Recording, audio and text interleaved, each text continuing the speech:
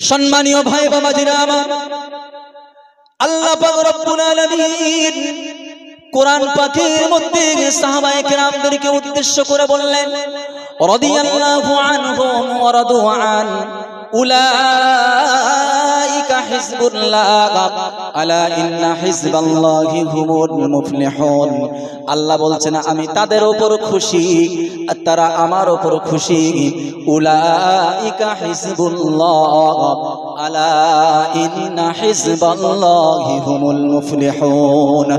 আল্লাহ বলছেন ওই সমস্ত বান্দা যাদের উপর আমি আল্লাহ খুশি রয়েছি, আর যারা আমার উপর খুশি রয়েছে, আমার নবীর ওই সমস্ত সাহাবারা, তারাই হলো আমি আল্লাহ আমার দল। আর আমি আল্লাহ আমার দল যারা, তারাই হবে কিয়ামতের ময়দানে সফল কাম। জোরে বলুন সুবহানাল্লাহ। সম্মানীয় ভাই বাবাজিরা আমার, আল্লাহ পাক রব্বুল আলামিন এই সাহাবায়ে কেরামদেরকে উদ্দেশ্য করে কোরআনের মধ্যে অনেক আয়াত নাযিল করেছেন। আল্লাহ পাক বলেছেন, মুহাম্মাদুর রাসূলুল্লাহ ওয়াল্লাযীনা মাআহু আশিদ্দাউ আলাল কুফফারি রুহামাউ বাইনাহুম تراهم ركعا سجدا يبتغون فضلا من الله ورضوانا سيماهم في وجوههم من أثر السجود। الله أكبر। আল্লাহ পাক এই লম্বা আয়াতের মধ্যে ডাক দিয়ে বললেন, মুহাম্মাদুর রাসূলুল্লাহ, আমি আল্লাহ বললাম মুহাম্মদ হচ্ছে আমি আল্লাহ আমার রাসূল। ওয়াল্লাযীনা মাআহু আশিদ্দাউ আলাল কুফফার, আর তারা যারা মুহাম্মাদের সঙ্গী, অর্থাৎ আমার নবীর সঙ্গী যারা, আমার নবীর সাহাবা যারা, আল্লাহ বলছেন ওয়াল্লাযীনা মাআহু আশিদ্দাউ আলাল কুফফারি রুহামাউ বাইনাহুম। আল্লাহ বলছেন তারা যারা আমার নবীর সাহাবা, তারা ইসলামের খাতিরে, ইসলামের বিপক্ষে গেলেই তারা কঠোরতা অবলম্বন করে। রুহামাউ বাইনাহুম, কিন্তু একে অপরের মধ্যে অত্যন্ত দয়াশীল। যেখানে ইসলামকে নিয়ে কোনো ঠাট্টা বিদ্রুপ করা হয় না, সেখানে হিন্দু হোক মুসলিম হোক, সাহাবায়ে কেরামরা কোনো ধর্মের বিভেদ করতেন না, মানুষ হিসাবে বিবেচনা করতেন। যার কারণে দেখা যায় সাহাবায়ে কেরামরা কাউকে অন্যায়ভাবে কোনোদিন কাউকে আঘাত করেনি। জোরে বলুন সুবহানাল্লাহ। আল্লাহ পাক কোরআনের অন্য আয়াতে বলছেন, ওমান আহইয়াহা ফাকান্নামা আহইয়ান নাসা জামিআন। আল্লাহ পাক ডাক দিয়ে বলছেন ওমান আহইয়াহা ফাকান্নামা আহইয়ান নাসা জামিআ। তার কারণ হলো আমার সাহাবারা, আমার নবীর সাহাবারা, তারা জানতেন একটা মানুষকে বাঁচানো মানে, একটা মানুষকে উপকার করা মানে গোটা পৃথিবীর মনুষ্য জাতিকে উপকার করা। যারই কারণে তারা কোন মানুষকে বিভেদ বা মতামতের, আল্লাহর নবী সাহাবারা কোনোদিন পার্থক্য করেননি যে ও অমুসলিম আর আমি মুসলিম, ওর সঙ্গে কোনো মিল থাকবে না, এমনটা না। আল্লাহ পাক রব্বুল আলামিন কোরআন পাকের মধ্যে বলেছেন, লাকুম দীনুকুম ওয়ালিয়া দীন, তুমি তোমার ধর্ম পালন করো আর আমরা মুসলমান আমাদের ধর্ম পালন করব। জোরে বলুন সুবহানাল্লাহ।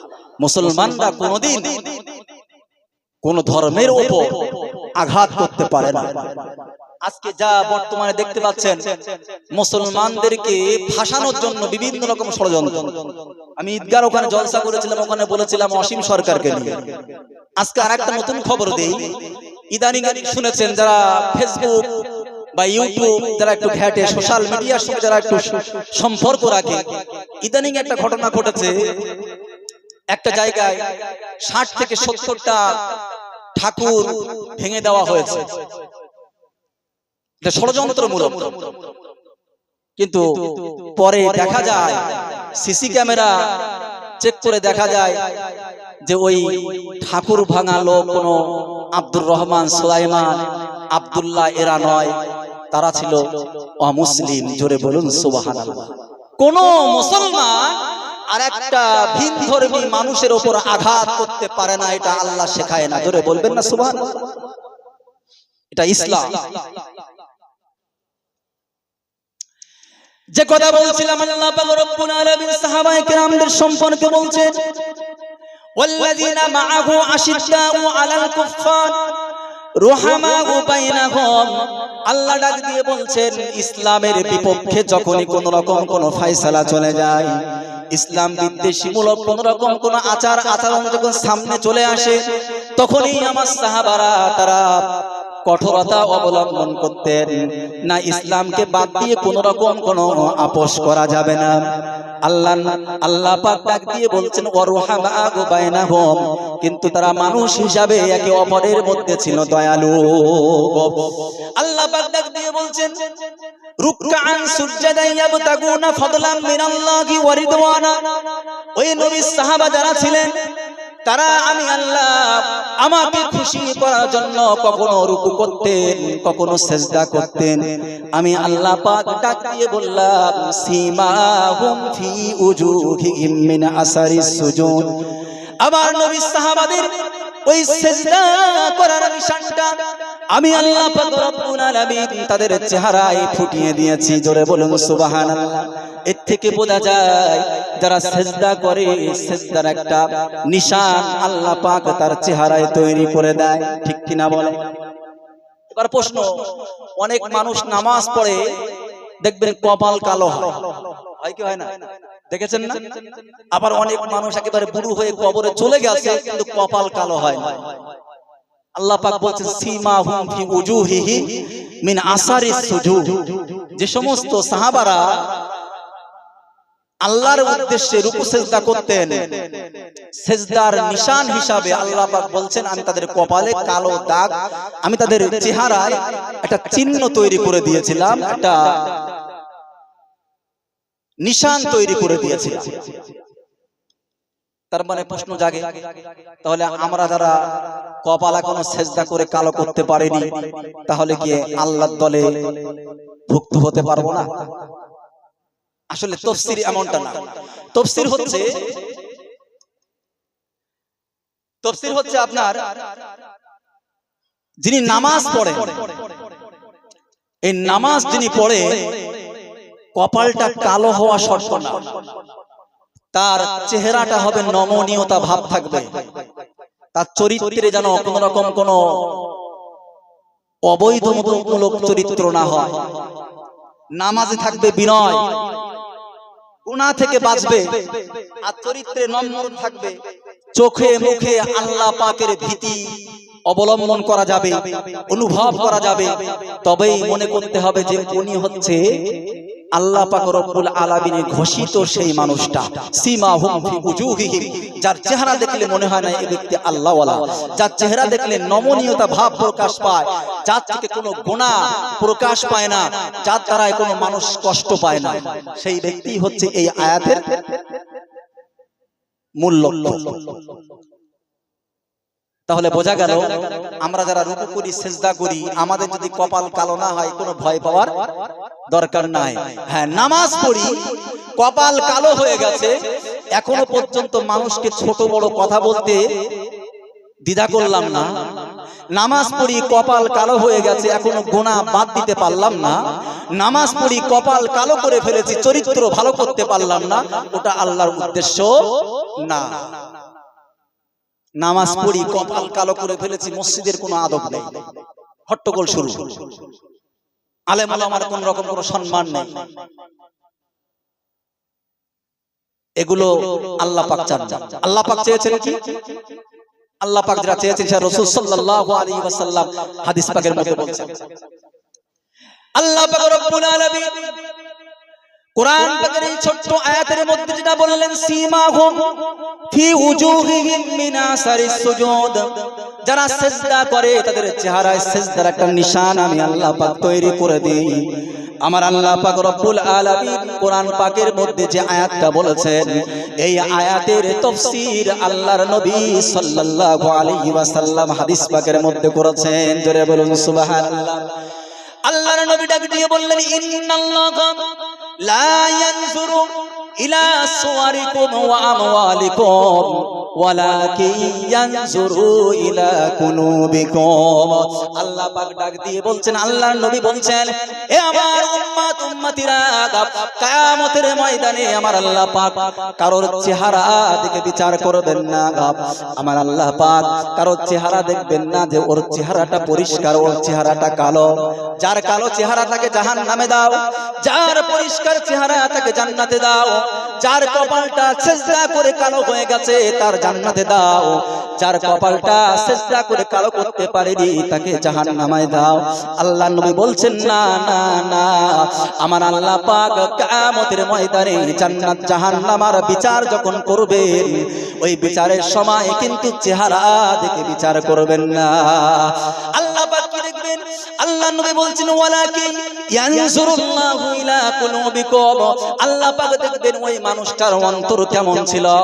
ও নামাজ পড়েছে বটে, নামাজ পড়ার সময় সিজদাটা জোরে জোরে ফসল লাগিয়ে করেছিল কিনা। মানুষ আমাকে দেখে যেন নামাজি বুঝতে পারে, আমার কপাল কালো হওয়া দেখে যেন মানুষ বুঝতে পারে যে নামাজি।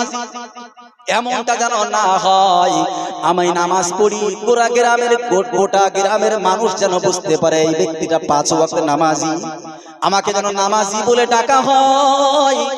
এমন কোন উদ্দেশ্য জড়িত না থাকে। আমার আল্লাহর নবী ডাক দিয়ে বললেন, যদি মনের কথা, যদি মনের নিয়তটা, অন্তরের নিয়তটা যদি ঠিক থাকে, আমার আল্লাহ পাক কপাল কালো হোক আর সাদা হোক তোমার জন্য জান্নাতের ফয়সালা করে দেবে। জোরে বলুন সুবহানাল্লাহ।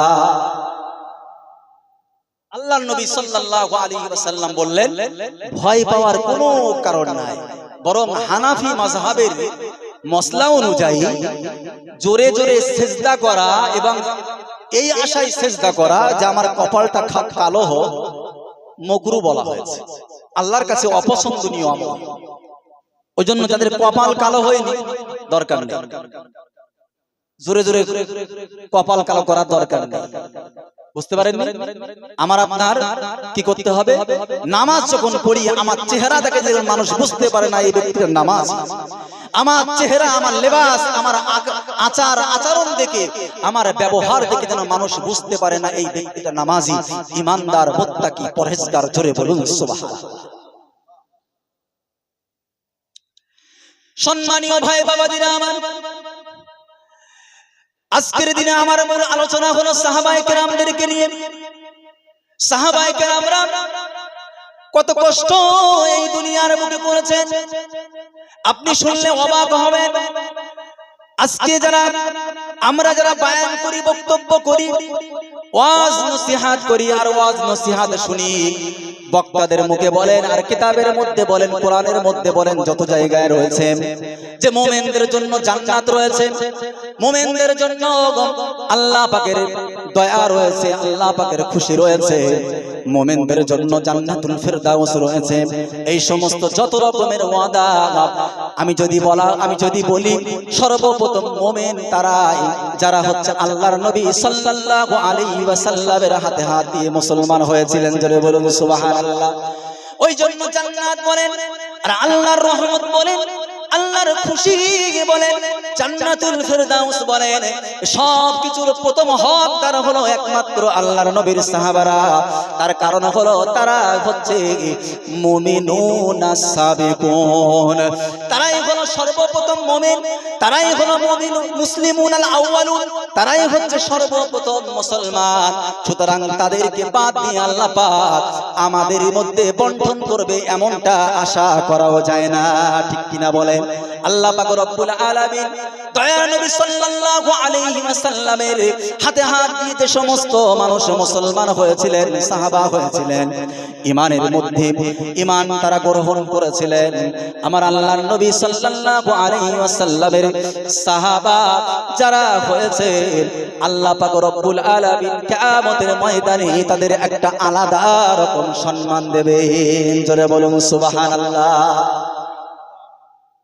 ওই জন্য যদি কেউ প্রশ্ন করে যে সাহাবা কারা, তো এর প্রশ্নের উত্তর সাদামাটা একটা সহজভাবে যদি দেওয়া হয় যে সাহাবা হচ্ছে তারা যারা প্রথম মুসলমান হয়েছে, সাহাবা তারা যারা প্রথম মুমিন হয়েছে, তো এই প্রশ্নের উত্তরটার সঠিক অর্থে উত্তর দেওয়া হলো না, বরং বলা যায় সাহাবা তারা যারা নবীর হাতে হাত দিয়ে মুসলমান হয়েছেন,